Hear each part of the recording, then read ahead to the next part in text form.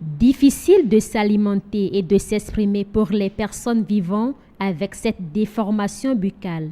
Il s'agit du bec de lièvre, une pathologie qui touche le fœtus dans son développement. Au Bénin, la maladie est très peu connue.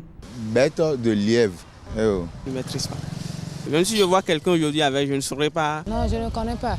Je n'ai jamais entendu parler de ça. J'en ai entendu parler une fois. Cependant, des sachants qui en fait sont des professionnels sont habilités à reconnaître la maladie et à en parler. Le bec de lièvre, ou encore appelé fente labiale, est une maladie qui est souvent contractée par défaut d'accolement des bourgeons qui permettent de former la lèvre. Ça arrive dans la vie intra-utérine, souvent la 4e semaine. C'est pas parce que, comme on dit chez nous, on a lancé un sort aux parents ou bien non. Parfois, les gens disaient même que c'est parce que pendant que la maman portait la grossesse, soit elle est allée chez le boucher qui a coupé ou bien non. En dehors de la malformation du visage, ces personnes restent des êtres humains à part entière.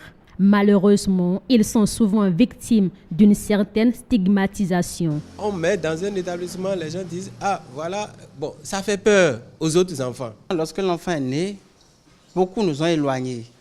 Précisément, les gens qui sont dans ma famille. Un enfant qui, à la naissance, a une fente labiale ne va pas transmettre la fente labiale à un autre enfant. Non, c'est pas contagieux. Du tout. Il aura peut-être quelques petits défauts lors de la succion, lors de l'élocution, lorsqu'il va parler. C'est une maladie tout à fait traitable qui donne de très bons résultats.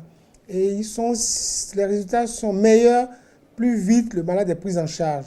Les progrès chirurgicaux permettent aujourd'hui de réparer le bec de lièvre. Cependant, le coût élevé du traitement constitue une difficulté majeure pour les familles. Depuis 2010, un brin d'espoir est donné aux personnes vivant avec ce handicap. J'étais chez moi quand un frère m'a appelé pour dire, depuis le village, voilà, il y a une telle ONG, donc je suis venu.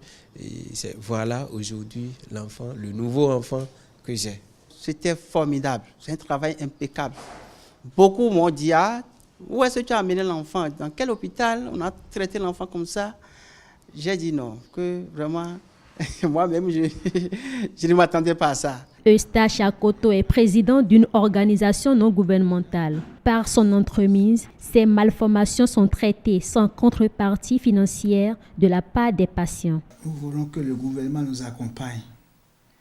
Parce que c'est vrai qu'ils font l'effort à travers le ministère de la Santé, juste, mais l'appui technique. Mais il faudrait qu'ils en fassent davantage parce que si rien n'est fait pour l'esthétique de ces personnes, ils vont mourir comme ça. Et à chaque fois que nous voulons organiser cette mission, il y a plus de difficultés. Il y a plus de blocages qu'on ne peut pas exprimer. L'appui du gouvernement pourrait contribuer à redonner le sourire à un plus grand nombre de familles touchées par cette pathologie.